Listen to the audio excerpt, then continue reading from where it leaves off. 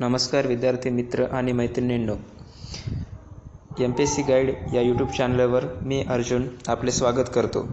मित्रांनो, याआधी आपण संविधान सभा आणि त्याच्याशी संबंधित समित्यांचा अभ्यास केला होता. आज आपण संविधान निर्मितीच्या आधी जे काही कायदे केले गेले ब्रिटिशांच्या काळामध्ये, त्या कायद्यांचा आपण अभ्यास करणार आहोत. तर आजच्या व्हिडिओमध्ये आपण ब्रिटिश राजवटी अंतर्गत भारतीय संविधानाचा जो विकास केला गेला तो 3 टप्प्यामध्ये अभ्यासणार आहोत. पहिल्या टप्प्यामध्ये the company rule, East India Company, जी की 1773 ते 1858 पर्यंत जिने भारतावर राज्य केलं, तो टप्पा. आणि त्याच्यानंतर 1858च्या नंतर पासून ते 1947 पर्यंत भारत स्वातंत्र्य होईपर्यंतचा काळ आपण अभ्यासणार आहोत.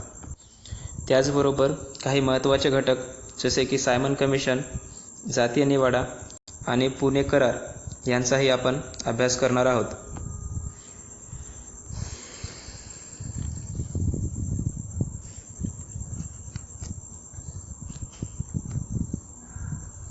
मित्रांनो, ब्रिटिशांनी कायदे करण्याची सुरुवात रेग्युलेटिंग ॲक्ट 1773 पासून केली. आणि त्याच्या आधी आपण थोडीशी पार्श्वभूमी जाणून घेऊया. तर 73चा कायदा येण्याआधी इतिहासामध्ये आपण कदाचित वाचलं असेल की 1764ला बक्सारचं युद्ध झालं होतं. त्यामध्ये इंग्रजांच्या विरुद्ध मुघल सम्राट शाह आलम, अवधचा नवाब शुजा-उद-दौला आणि बंगालचा नवाब मीर कासिम ह्यामध्ये युद्ध झालं होतं आणि इंग्रजांनी हे युद्ध जिंकलं होतं. या युद्धाचा परिणाम म्हणून 1765मध्ये अलाहाबादचा तह केला गेला. तर या तहानुसार ईस्ट इंडिया कंपनी व त्याच्या अधिकाऱ्यांनी ह्या तिन्ही सत्तांकडून भरपूर बक्षिसे मिळवली. या कराराचा परिणाम म्हणूनच 1765मध्ये बंगाल ह्या प्रांतामध्ये दुहेरी शासन पद्धती अंमलात आणली गेली. ही दुहेरी शासन पद्धती म्हणजेच दिवाणी आणि निजामती होय. दिवाणी म्हणजे महसुली जमा करण्याचा अधिकार आणि निजामती म्हणजे सैन्याद्वारे त्या प्रांताचं संरक्षण करणे. ह्या 7 वर्षांच्या कालावधीमध्ये ब्रिटिश अधिकाऱ्यांनी प्रचंड प्रमाणात भ्रष्टाचार केला. ईस्ट इंडिया कंपनीचा महसूल कमी झाला. ब्रिटिश अधिकाऱ्यांची इन्कम वाढत होती, पण जी ईस्ट इंडिया कंपनी होती, जिला ब्रिटिशांच्या राजाने मान्यता दिली होती, तिची इन्कम कमी झाली. आणि एक वेळ अशी आली की ह्या कंपनीलाच ब्रिटनकडून कर्ज घ्यावे लागले होते. या संदर्भात जाणून घेण्यासारखी आणखी एक गोष्ट म्हणजे ह्या कंपनीमध्ये ब्रिटनच्या राणीचा देखील शेअर्स, ज्याला आपण शेअर्स म्हणतो, तो भाग होता. तर ह्या कंपनीच्या अनियंत्रित कारभारावर नियंत्रण ठेवण्यासाठी 1773मध्ये ब्रिटनच्या संसदेने एक कायदा आणला. त्यालाच रेग्युलेटिंग ॲक्ट असे म्हणतात. तर या कायद्याविषयी आपण जाणून घेऊया. या कायद्यानुसार भारतामध्ये ब्रिटिश प्रशासनाची मध्यवर्ती पायाभरणी झाली. इथूनच त्यांनी सत्ता चालवायला सुरुवात केली. ह्या कायद्यामध्ये तरतूद अशी होती की जो त्यावेळेचा गव्हर्नर ऑफ बंगालचा जो गव्हर्नर होता, तो गव्हर्नर जनरल ऑफ बेंगाल म्हणून ओळखला जाऊ लागला. 1773च्या काळामध्ये भारतामध्ये ब्रिटिशांनी प्रशासनाच्या दृष्टिकोनातून 3 महत्त्वाचे प्रांत पाडले होते. एक होता बंगाल, दुसरा बॉम्बे आणि तिसरा मद्रास. तर त्यापैकी सर्वाधिक महत्त्व त्यावेळेस बंगाल प्रांताला होतं. बंगालचा जो गव्हर्नर होता त्याचे अधिकार वाढवण्यासाठी गव्हर्नर जनरल ही त्याला बढती दिली गेली आणि त्याचे अधिकार वाढवले गेले. त्याचबरोबर राज्यकारभारात त्याच्या मदतीसाठी 4 सदस्यीय कार्यकारी मंडळाची देखील स्थापना केली गेली. पहिला गव्हर्नर जनरल ऑफ बेंगाल हा वॉरन हेस्टिंग्स होता. त्याचबरोबर बॉम्बे व मद्रास प्रांताचे जे गव्हर्नर त्याच्या अधिपत्याखाली आणले गेले. 1774मध्ये कलकत्ता येथे सर्वोच्च न्यायालयाची स्थापना झाली. कंपनीशी संबंधित जे काही तंटे यायचे त्यावेळेसच्या व्यापाऱ्यांशी संबंधित असतील किंवा लोकांचे धार्मिक किंवा सामाजिक तंटे असतील ते तंटे सोडवण्यासाठी सर्वोच्च न्यायालयाची स्थापना केली गेली. तर हे सर्वोच्च न्यायालय 4 सदस्यीय होते. त्यामध्ये पुढील सदस्यांचा समावेश होता. Eliza Impey. हे नाव जरी स्त्री नामाशी संबंधित दिसत असेल तरी पुरुषाचं नाव आहे. एलिझा इम्पे हे अध्यक्ष होते. बाकीचे सदस्य Robert Chamber, John Hyde, Stephen Caesar. या घटकावर प्रश्न विचारला जाऊ शकतो. त्यानंतरचा कायदा येतो पिट्स इंडिया ॲक्ट 1784चा. हा कायदा ब्रिटनचे तत्कालीन पंतप्रधान विल्यम पिट्स यांनी संसदेसमोर मांडला आणि तो मंजूर करून घेतला, म्हणून त्यांच्या नावावरून या कायद्याला ओळखलं जातं. तर 1784च्या ह्या कायद्यानुसार कंपनीचे राजकीय आणि आर्थिक असे विभाजन केले गेले. त्याचबरोबर सुरुवातीला कोर्ट ऑफ डायरेक्टर्स 1773च्या कायद्यानुसार आधीच कोर्ट ऑफ डायरेक्टर्स स्थापन झालेलं होतं, पण 1784च्या कायद्यानुसार बोर्ड ऑफ कंट्रोलची स्थापना केली गेली आणि ह्या दोन्ही मंडळामध्ये कार्यांची विभागणी करण्यात आली. बोर्ड ऑफ कंट्रोलकडे राजकीय कार्य होते आणि कोर्ट ऑफ डायरेक्टर्सकडे आर्थिक कार्य होते. कोर्ट ऑफ डायरेक्टर्स हे आर्थिक व्यवहार पाहायचे. ह्या कायद्याअंतर्गत कंपनीच्या अधिपत्याखालील भारतीय प्रदेश हा ब्रिटिशांच्या मालकीचा प्रदेश म्हणून ओळखला जाऊ लागला. ब्रिटिश पजेशन्स इन इंडिया असे याला इंग्रजीमध्ये म्हटले जाते. त्यानंतरचा कायदा येतो 1813चा चार्टर ॲक्ट. मित्रांनो, ह्या कायद्यांना याच्या पुढेही 1-2 कायदे चार्टर ॲक्ट म्हणून येणार आहेत.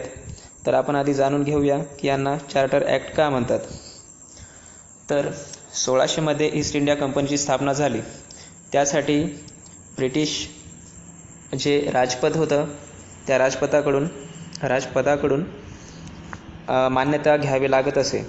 तर ब्रिटिश राजपद ज्यावेळेस कंपनीला मान्यता देत असे त्यावेळेस काही ठराविक कालावधीची मान्यता देत असेल, जसे 10 वर्ष असेल किंवा 20 वर्ष असेल किंवा 30 वर्ष असेल, अशा टप्प्यामध्ये मान्यता देत असेल. तर ब्रिटनच्या राजपदाने ईस्ट इंडिया कंपनीला भारतामध्ये राज्यकारभार करण्यासाठी 20 वर्षांचा कालावधी दिला. त्या कालावधीलाच सनद किंवा चार्टर असं म्हटलं गेलं.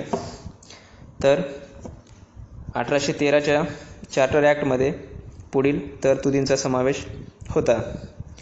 कंपनीची व्यापारविषयक मक्तेदारी संपुष्टात आणली गेली. त्याचबरोबर इथे एक मुद्दा नमूद करावासा वाटतो की चीनबरोबर चहाचा व्यापार हा कंटिन्यू करण्यात आला, जो पुढे 1833च्या कायद्यामध्ये समाप्त केला गेला. तसेच मद्रास, बॉम्बे आणि कलकत्ता कायदेमंडळाच्या अधिकारामध्येही वाढ केली गेली. ख्रिश्चन मिशनऱ्यांना धर्मप्रसारासाठी परवानगी दिली गेली. स्थानिक संस्थांना कर आकारणीचा अधिकार बहाल केला गेला आणि भारतामध्ये इंग्रजी शिक्षणाचा प्रसार करण्यासाठी म्हणून 1 लाख रुपयाची तरतूद केली गेली.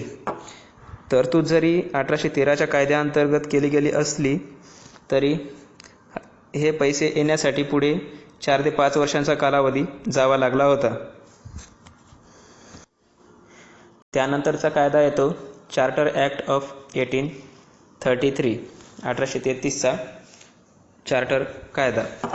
तर ह्या कायद्याअंतर्गत सत्तेचे सर्वाधिक केंद्रीकरण केले गेले होते. गव्हर्नर जनरल ऑफ बेंगॉल याला गव्हर्नर जनरल ऑफ इंडिया असे नामकरण दिले गेले आणि त्याच्या अधिकारांमध्ये वाढ केली गेली. तसेच त्याच्याकडे मुलकी आणि लष्करी असे सर्व अधिकार दिले गेले. 1833च्या कायद्याच्या आधी जे कायदे केले गेले त्यांना रेग्युलेशन्स म्हटलं जातं आणि 1833च्या कायद्याच्या नंतर जे कायदे केले गेले त्यांना ॲक्ट्स म्हणतात.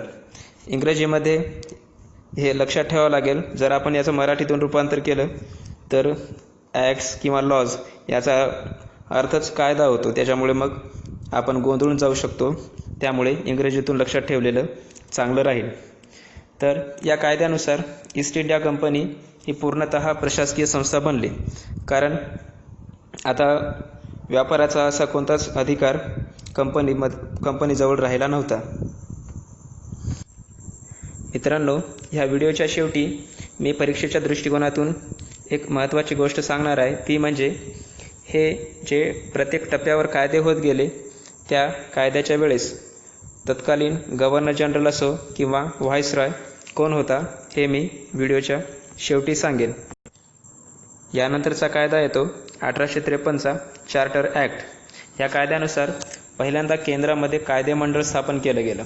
त्यालाच इंग्रजीमधून सेंट्रल लेजिस्लेटिव्ह काउन्सिल किंवा मिनी पार्लमेंट असे म्हणतात. 1853च्या ह्या कायद्यानुसार सनदी अधिकाऱ्यांच्या निवडीसाठी खुली स्पर्धा आयोजित करण्यात येऊ लागली. तरतूद जरी ह्या कायद्यामध्ये खुल्या स्पर्धेचे असले तरी नंतर ब्रिटिशांच्या दबावामुळे ही तरतूद मागे घेण्यात आली होती. तर ह्या तरतुदीनुसार 1854मध्ये मेकॉले समितीची स्थापना केली गेली. त्या समितीचं नाव होतं committee on Indian civil services. 1853च्या ह्या कायद्यानुसार पहिल्यांदाच भारतीयांना केंद्रीय कायदेमंडळामध्ये प्रवेश दिला गेला. नमूद करून घेण्यासारखी ही गोष्ट आहे. तर यामध्ये 4 सदस्य निवडले गेले होते. तर त्यांची नावे पुढीलप्रमाणे आहेत: मुंबई, मद्रास, बेंगाल आणि आग्रा ह्या प्रदेशातील सदस्यांची निवड केली गेली होती. तत्कालीन प्रांताचं नाव बॉम्बे होतं, पण मी इथे मुद्दाम मुंबई दिलेला आहे कारण एक ट्रिक याच्यावरून बनवली जाऊ शकते, मुंबा म्हणून, MUMBA. तर याच्यावरून आपण हे 4ही नावं लक्षात ठेवू शकतो. यामध्ये आणखी एक तरतूद अशी होती की बंगालसाठी हा स्वतंत्र गव्हर्नर नियुक्त केला गेला होता, कारण 1833च्या आधीच्या कायद्यानुसार बंगालच्या गव्हर्नरला गव्हर्नर जनरल ऑफ इंडिया असं नामकरण दिलं गेलं होतं. त्यानंतर महत्त्वाचा कायदा येतो गव्हर्नमेंट ऑफ इंडिया ॲक्ट 1858. इतिहासाचं वाचन करताना आपण पाहिलंच आहे की 1857ला राष्ट्रीय उठाव झाला होता, ज्यामुळे ब्रिटिशांची पाळेमुळे हल्ली गेली होती आणि एखाद्या नवीन आणि भरीव अशा कायद्याची आवश्यकता त्यांना भासली आणि म्हणून 1858ला त्यांनी हा कायदा आणला. ह्या कंपनीअंतर्गत ब्रिटनच्या पार्लमेंटने कंपनीची राजवट भारतातील राजवट संपुष्टात आणली. ह्या कायद्याला ॲक्ट ऑफ गुड गव्हर्नन्स असेही म्हटले जाते आणि ह्या कायद्यानुसार संपूर्ण ब्रिटिश भारतावर, मित्रांनो इथे नमूद करण्यासारखी गोष्ट अशी की ब्रिटिश भारत म्हणजे भारताचा दुसरा भाग देखील होता जिथे राणीचा अधिकार नव्हता. तर तो भाग वगळता जो उर्वरित भारत होता त्या ब्रिटिश भारतावर राणीचा अधिकार मानला गेला. तत्कालीन राणी होती क्वीन व्हिक्टोरिया. ह्या कायद्यानुसार गव्हर्नर जनरल ऑफ इंडियाला व्हाईसराय असे नामकरण केले गेले. पहिला व्हाईसराय होता लॉर्ड कॅनिंग. त्याचबरोबर ह्या कायद्याअंतर्गत भारत सचिव म्हणजेच secretary of state for India ह्या पदाची निर्मिती केली गेली. भारत सचिवाच्या मदतीला 15 सदस्यीय सल्लागार मंडळ होतं, म्हणजेच एकूण ही 16 सदस्यीय सल्लागार मंडळ होतं. तर पहिले भारत सचिव हे लॉर्ड स्टॅनली हे होते. मित्रांनो, 1861चा हा इंडियन काउन्सिल्स ॲक्ट परीक्षेच्या दृष्टिकोनातूनही महत्त्वाचा आहे आणि भारताच्या राज्यघटनेमध्ये जो वेळोवेळी विकास केला गेला त्या दृष्टिकोनातूनही महत्त्वाचा आहे. या कायद्याअंतर्गत बॉम्बे, कलकत्ता व मद्रास येथे हायकोर्ट्स उच्च न्यायालयाची स्थापना केली गेली. तत्कालीन व्हाईसराय लॉर्ड कॅनिंग याने 3 भारतीयांची लेजिस्लेटिव्ह काउन्सिलवर नॉन ऑफिशियल मेंबर म्हणून निवड केली. तर ते 3 सदस्य असे होते: राजा ऑफ बनारस, महाराजा ऑफ पटियाला आणि सर दिनकर राव. आणीबाणीच्या काळामध्ये वटहुकूम काढण्याचा अधिकार व्हाईसरॉयला प्राप्त झाला. ह्या वटहुकुमाचा कालावधी 6 महिने होता. या कायद्याअंतर्गत प्रांतिक कायदेमंडळांची निर्मिती देखील केली गेली. आधी 3च प्रांत होते. पुढे Bengal 1862, north west frontier province ज्याला आपण वायव्य सरहद प्रांत म्हणतो त्याची निर्मिती 1866 आणि पंजाब या प्रांताची निर्मिती 1897 झाली. ह्या कायद्याअंतर्गत पोर्टफोलिओ सिस्टीमची देखील सुरुवात केली गेली. पोर्टफोलिओ सिस्टीम म्हणजे खाते वाटप. जसे की आपण पाहतो की केंद्रामध्ये कॅबिनेट मंत्री आणि त्यांच्यामध्ये मग खात्यांची विभागणी होते. कोणी गृहमंत्री होतं, फायनान्स मिनिस्टर असतं. तर अशा प्रकारची जे खातेवाटप आहे त्यांना पोर्टफोलिओ सिस्टीम असे म्हणतात, जी आजही आपण फॉलो करतो. मित्रांनो, ह्या कायद्यांना काउन्सिल्स ॲक्ट म्हणण्यामागे एक कारण असेही आहे की ह्या कायद्याअंतर्गत भारतीयांना कायदे निर्मितीमध्ये हळूहळू का होईना पण सहभागी करून घेण्यात येऊ लागलं होतं. हे ह्या कायद्यामध्ये आपण बघितलेलंच आहे. ह्यानंतरचा कायदा येतो 1892चा इंडियन काउन्सिल्स ॲक्ट. या कायद्याअंतर्गत कायदेमंडळाचे अधिकार वाढवण्यात आले आणि त्यानुसार बजेटविषयी चर्चा व सूचनात्मक प्रश्न विचारण्याचा अधिकार सदस्यांना दिला गेला.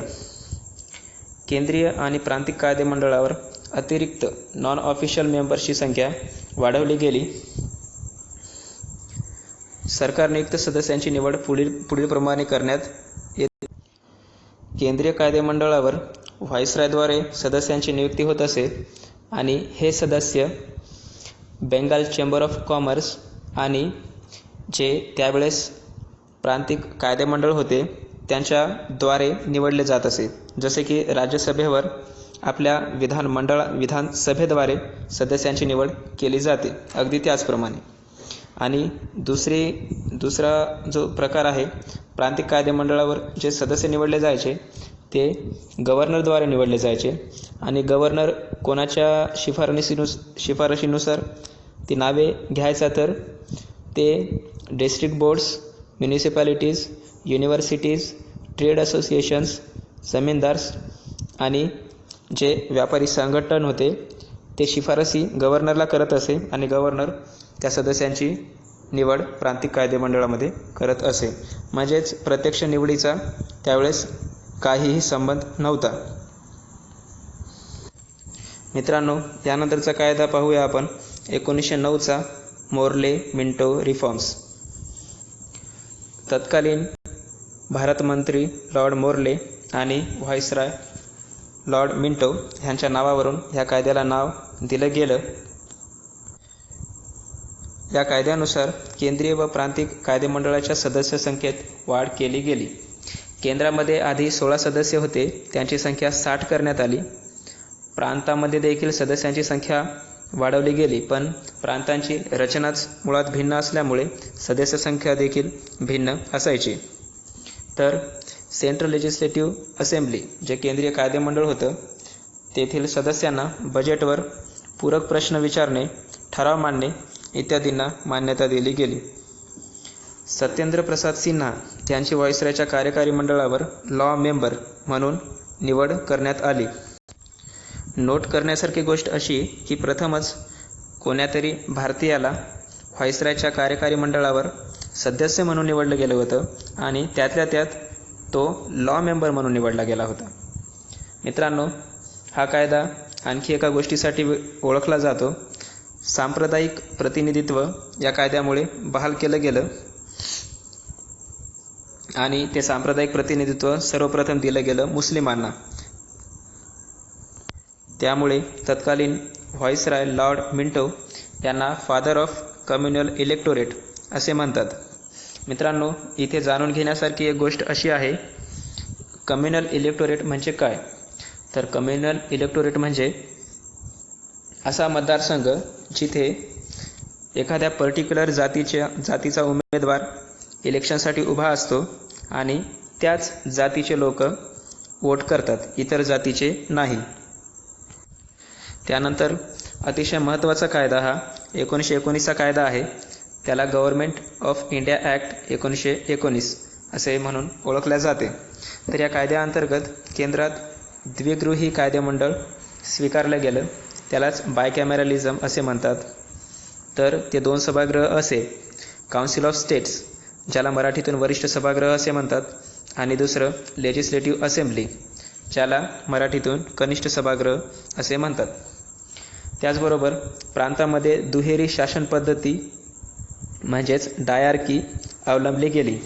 इथे डायआर्की म्हणजे विषयांची विभागणी होय.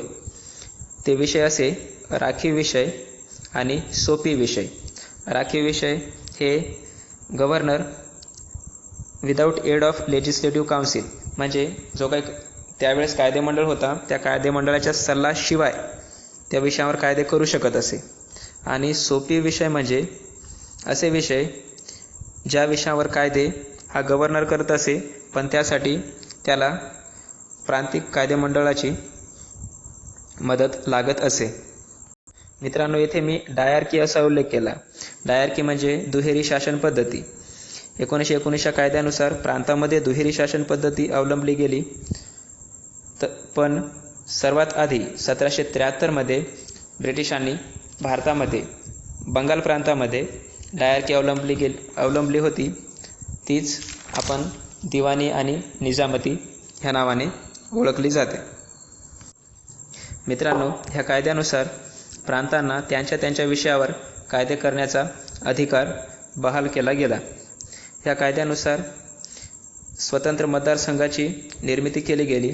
ती कोणाकोणासाठी होती तर ती होती शीख, इंडियन ख्रिश्चन्स, अँग्लो इंडियन्स आणि युरोपियन्स यांच्यासाठी. 1909च्या कायद्यानुसार फक्त मुस्लिमांसाठी होती, पण 1919मध्ये ह्या सेपरेट इलेक्टोरेटचा आवाका वाढवण्यात आला. त्याचबरोबर लंडन येथे office of high commissioner of India ह्या पदाची निर्मिती केली गेली. हे पद याच्यासाठी निर्माण करण्यात आलं होतं की जो भारत मंत्री होता त्याच्यावरील कामाचा अतिरिक्त ताण कमी करण्यासाठी ह्या पदाची निर्मिती केली गेली. मित्रांनो, इथे मी आपल्याला भारत मंत्री आणि व्हाईसराय या दोघांमधील अंतर सांगू इच्छितो. तर व्हाईसराय हा ब्रिटिश राजपद यांचा प्रतिनिधी होता, जो भारतामध्ये त्यांचा प्रमुख म्हणून काम करत असे. आणि भारत मंत्री हा त्यावेळेसच्या ब्रिटिश पार्लमेंटचा त्यातल्या त्यात कॅबिनेटचा सदस्य असायचा. तो सदस्य कॅबिनेटचा असल्यामुळे त्याला भारत मंत्री म्हणायचे.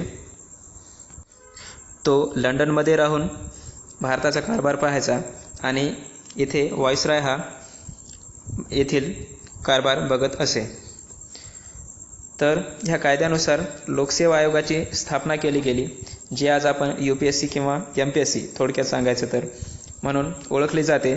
तर तिची शिफारस ही ह्या 1919च्या कायद्यामध्ये आपल्याला सापडते. तर ह्या आयोगाची स्थापना करण्यासाठी 1923मध्ये ली कमिशन स्थापलं गेलं, जिने 1926मध्ये आपला रिपोर्ट सादर केला. त्यालाच नंतर फेडरल सर्व्हिसेस म्हणून ओळखलं गेलं. ह्या कायद्यानुसार आणखी एक महत्त्वाची तरतूद अशी की प्रांतांचा बजेट केंद्रीय बजेटपासून वेगळा केला गेला. तसेच 1923 पासून रेल्वेचा बजेट हा वेगळा मांडला जाऊ लागला. मित्रांनो, 1919च्या कायद्यामध्ये अशीही एक तरतूद होती की ह्या कायद्याच्या अंमलबजावणीनंतर दर 10 वर्षांनी ब्रिटिश पार्लमेंट एक आयोग नेमेल आणि ते आयोग ह्या कायद्याचं नेमकं किती चांगल्या प्रमाणात भारतीयांना फायदा झाला किंवा किती चांगलं याचं इम्प्लिमेंटेशन झालं हे बघायचं होतं. मात्र 1927मध्येच नोव्हेंबर 1927मध्येच ब्रिटिश सरकारने सायमन कमिशन ह्या आयोगाची स्थापना केली. म्हणजे जवळपास 3 वर्ष आधीच ह्या आयोगाची स्थापना केली गेली. मुख्य म्हणजे ह्या आयोगामध्ये एकही भारतीय सदस्य नव्हता. त्यामुळे तत्कालीन काँग्रेस आणि इतर पक्षांनीही ह्या कमिशनचा भरपूर प्रमाणात विरोध केला होता.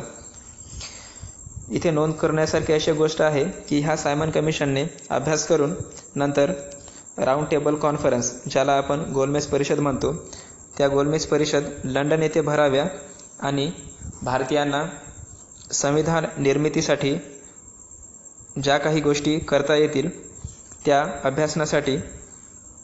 अभ्यासनाची शिफारस केली होती. त्यानुसार पुढे 3 टप्प्यामध्ये गोलमेज परिषद लंडन येथे भरवली गेली. ऑगस्ट 1932 ब्रिटनचे तत्कालीन पंतप्रधान रॅमसे मॅकडोनाल्ड यांनी कम्युनल अवॉर्ड म्हणजेच जातीय निवाडा याची घोषणा केली. तर ह्या घोषणेला इंग्रजीतून असे म्हटले जाते, scheme of representation for minorities and also extended it to depressed classes. मित्रांनो, याआधी आपण पाहिलं की 1909 आणि 1919च्या कायद्यानुसार ब्रिटिशांनी भारतामध्ये जातीवर आधारित मतदारसंघाची निर्मिती केली होती.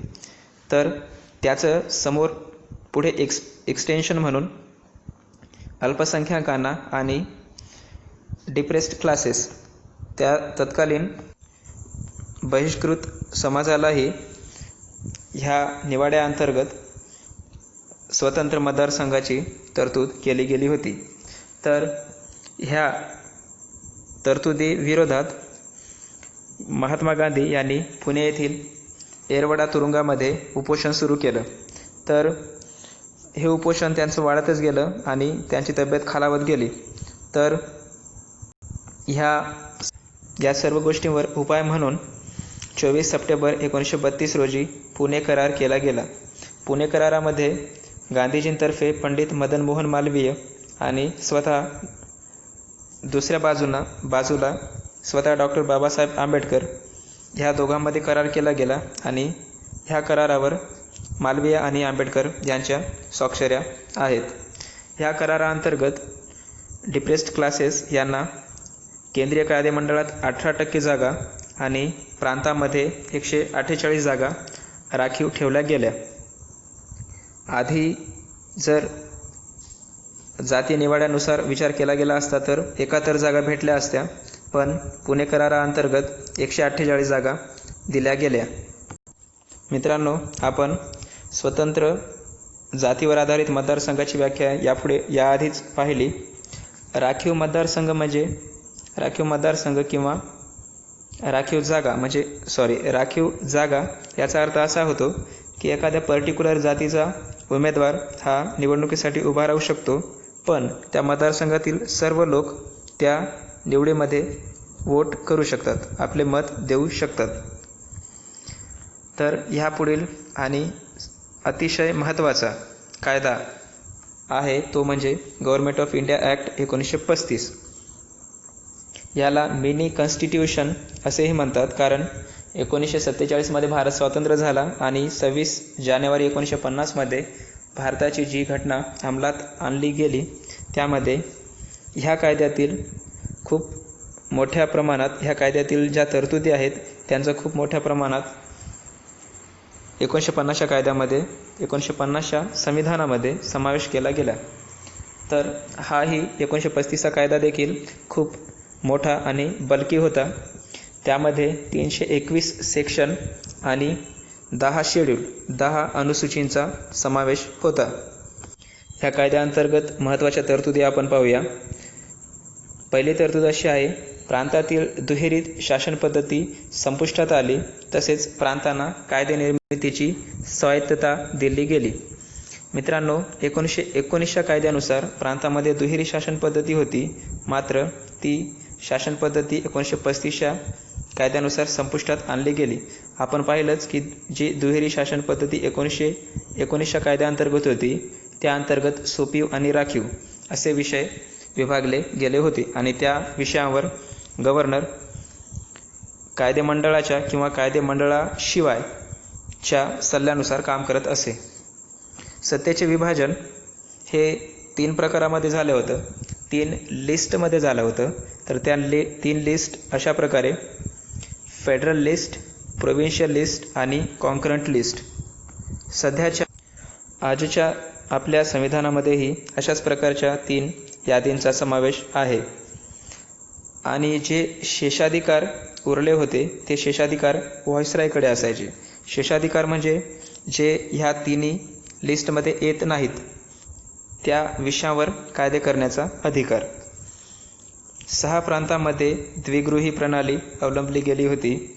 तर ते 6 प्रांत म्हणजे बॉम्बे, बंगाल, मद्रास, आसाम, बिहार आणि संयुक्त प्रांत. 1935च्या ह्या कायद्याअंतर्गत डिप्रेस्ड क्लासेस ह्यांना देखील पुढे प्रतिनिधित्व दिलं गेलं, पण ते कम्युनल रिप्रेझेंटेशन होतं, म्हणजे जातीवर आधारित होतं. डिप्रेस्ड क्लासेस तसेच महिला आणि मजदूर यांना प्रतिनिधित्व दिलं गेलं. 1935च्या कायद्यानुसार RBIच्या स्थापनेची देखील तरतूद आपल्याला आढळते. ह्या कायद्याअंतर्गत 1935च्या ह्या कायद्याअंतर्गत लोकसेवा आयोग 3 ठिकाणी जसे फेडरल, प्रोव्हिन्शियल आणि जॉईंट स्थापनेची शिफारस केली गेली. जॉईंट म्हणजे 2 किंवा अधिक प्रांतांसाठी मिळून एका आयोगाची निर्मिती करणे. 1935च्या ह्या कायद्यानुसार फेडरल कोर्टची स्थापना केली गेली. फेडरल कोर्ट म्हणजेच ज्याला आज आपण सुप्रीम कोर्ट म्हणून ओळखतो. तर 1937मध्ये त्याची स्थापना झाली, जो पुढे सुप्रीम कोर्ट ह्या नावाने ओळखला जाईपर्यंत फेडरल कोर्ट म्हणून काम करत असे. मित्रांनो, सध्याच्या आपल्या न्यायिक व्यवस्थेमध्ये सर्वोच्च न्यायालय हे शेवटचं अपील असतं. मात्र फेडरल कोर्ट हे त्यावेळेस जरी सर्वोच्च न्यायालय असलं तरी त्यापुढेही अपील करण्याची तरतूद होती आणि ती अपील ब्रिटिश प्रायव्हेट काउन्सिलकडे केल्या जायची, जे की ब्रिटन स्थित होतं. ह्या कायद्याअंतर्गत लोकांना मतदानाचा अधिकार बहाल केला गेला. मात्र हा मतदानाचा अधिकार सर्वच लोकांना नव्हता किंवा पर्टिक्युलर एज, जसे की आज आपण 18+च्या सर्व भारतीय नागरिकांना मतदानाचा अधिकार आहे, त्या प्रकारचं हे नव्हतं. तर ते त्यावेळेसचे जे रेप्युटेड लोक होते आणि जे टॅक्स भरायचे तेच लोक फक्त मतदान करू शकत असत. तर अशा लोकांची संख्या सुमारे 10% होती. त्यानंतर शेवटचा कायदा आहे तो 1947चा भारतीय स्वातंत्र्याचा कायदा, इंडियन इंडिपेंडन्स ॲक्ट ऑफ 1947. तर ह्या कायद्याअंतर्गत 20 फेब्रुवारी 1947 रोजी तत्कालीन पंतप्रधान क्लेमेंट ॲटली यांनी भारताला 30 जून 1948 पर्यंत स्वातंत्र्य दिनाचे घोषित केले.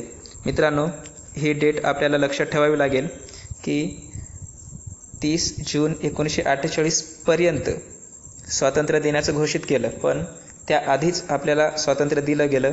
याच्या मागे काही ऐतिहासिक कारणे आहेत, जसे की भारताची फाळणी झाली होती आणि त्या फाळणी दरम्यान खूप रक्तपात चालू होतं आणि रॉयल इंडियन नेव्ही असेल किंवा इंडियन नॅशनल आर्मी असेल, ज्यांनी बंड पुकारलं, ह्या सर्वांमुळे ब्रिटिशांना आता आपला भारतामध्ये टिकाव लागणार नाही या गोष्टीची जाणीव झाली आणि म्हणून जरी त्यांनी 30 जून 1948 ही डेडलाईन दिली असली तरी त्याआधीच आपल्याला स्वातंत्र्य दिलं गेलं. त्यानंतर तत्कालीन व्हाईसरॉय लॉर्ड माउंटबॅटन यांनी 3 जून 1947मध्ये भारताच्या फाळणीचा प्रस्ताव मांडला, ज्याद्वारे भारत आणि पाकिस्तान असे 2 भाग केले जाणार होते. ह्या फाळणीच्या प्रस्तावालाच डिक्की बर्ड प्लॅन असेही म्हणतात. ह्यावर देखील प्रश्न विचारला जाऊ शकतो. 1947च्या ह्या कायद्याअंतर्गत secretary of state for India व व्हाईसराय हे पद बरखास्त केले गेले. मात्र व्हाईसरायला गव्हर्नर जनरल ऑफ इंडिया असे नामकरण देण्यात आले, कारण भारताची फाळणी झाली त्यावेळेस भारत आणि पाकिस्तान असे 2 डॉमिनन निर्माण केले गेले. 2 डॉमिनन म्हणजे 2 स्वतंत्र देश असे म्हणता येईल. तर व्हाईसरॉयचा जो पुढे गव्हर्नर जनरल झाला तो ह्या डॉमिननचा नामधारी प्रमुख म्हणून काम करणार होता. प्रशासकीय सुविधेसाठी ही तरतूद केली गेली होती. तत्कालीन सुमारे 550 प्रांत स्वतंत्र झाले होते. भारत स्वतंत्र झाला, त्याचबरोबर सर्व प्रांत देखील स्वतंत्र झाले. मात्र अनागोंदी माजू नये म्हणून ह्या कायद्याअंतर्गत ह्या प्रांतांसमोर 3 पर्याय ठेवले गेले होते. पहिला पर्याय असा होता की भारतात सामील होणे दुसरा पर्याय असा होता पाकिस्तानमध्ये सामील होणे आणि तिसरा पर्याय असा होता की स्वतंत्र राहणे. 1947च्या या कायद्यानुसार व्हाईसराय आणि प्रांतांचे गव्हर्नर संबंधित मंत्रिमंडळाच्या सल्ल्यानुसार काम करणार होते. 1946मध्ये इथे थोडीशी मिस्टेक झालेली आहे. 1946मध्ये स्थापन झालेली संविधान सभा ही 1947च्या नंतर म्हणजे स्वातंत्र्याच्या नंतर ही पार्लमेंट म्हणून काम करू लागली. मित्रांनो इथे मी परीक्षेसाठी काही महत्त्वाचे घटक, काही मोजके पॉईंट्स बाजूला काढलेले आहेत. ते असे की अंतरिम सरकारची स्थापना 2 सप्टेंबर 1946मध्ये केली गेली. आता ब्रिटन भारताला लवकरच स्वातंत्र्य देणार होता, भारत लवकरच स्वतंत्र होणार होता, तर सरकार ही कंटिन्यू असायला पाहिजे. ह्या कारणास्तव 2 सप्टेंबर 1946मध्ये अंतरिम सरकार स्थापन केलं गेलं. हे सरकार जवाहरलाल नेहरू यांच्या नेतृत्वाखाली होतं. त्याचबरोबर दुसरा मुद्दा असा आहे की शेवटचे व्हाईसराय आणि स्वतंत्र भारताचे पहिले गव्हर्नर जनरल कोण होते, तर ते लॉर्ड माउंटबॅटन.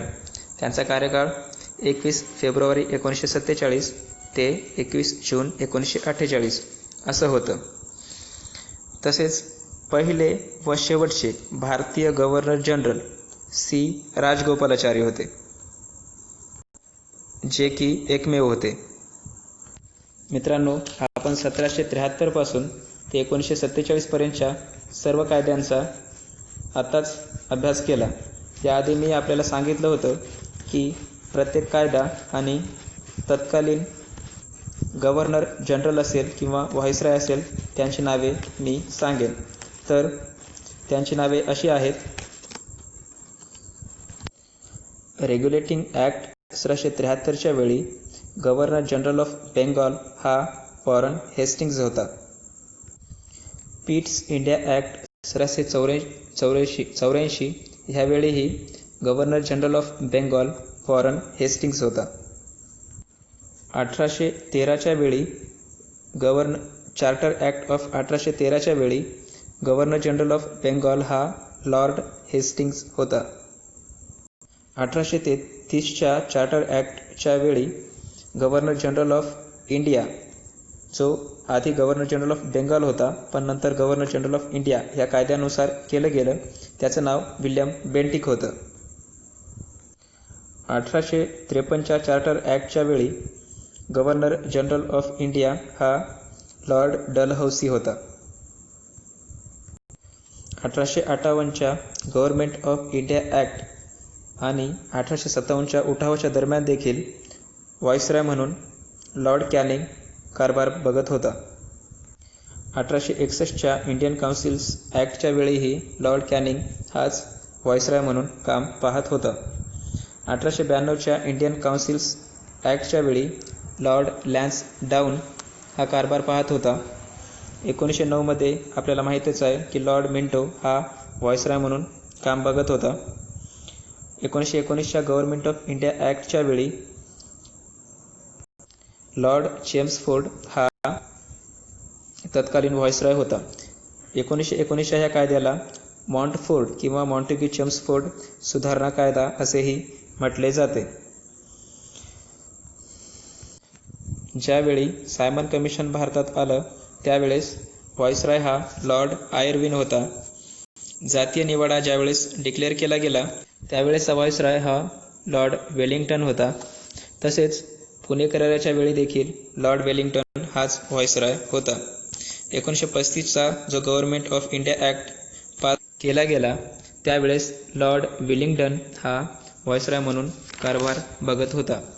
तर 1947 ज्यावेळेस भारत स्वतंत्र झाला तो कायदा इंडियन इंडिपेंडन्स ॲक्ट हा लॉर्ड माउंटबॅटन याच्या कारकिर्दीमध्ये पूर्ण केला गेला.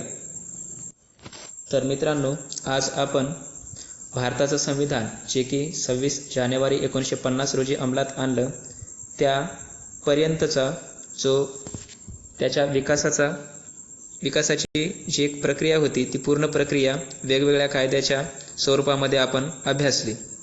तर मित्रांनो, तुम्हाला आमचा हा व्हिडिओ कसा वाटला ह्यावर आपले अभिप्राय आम्हाला नक्की कळवा.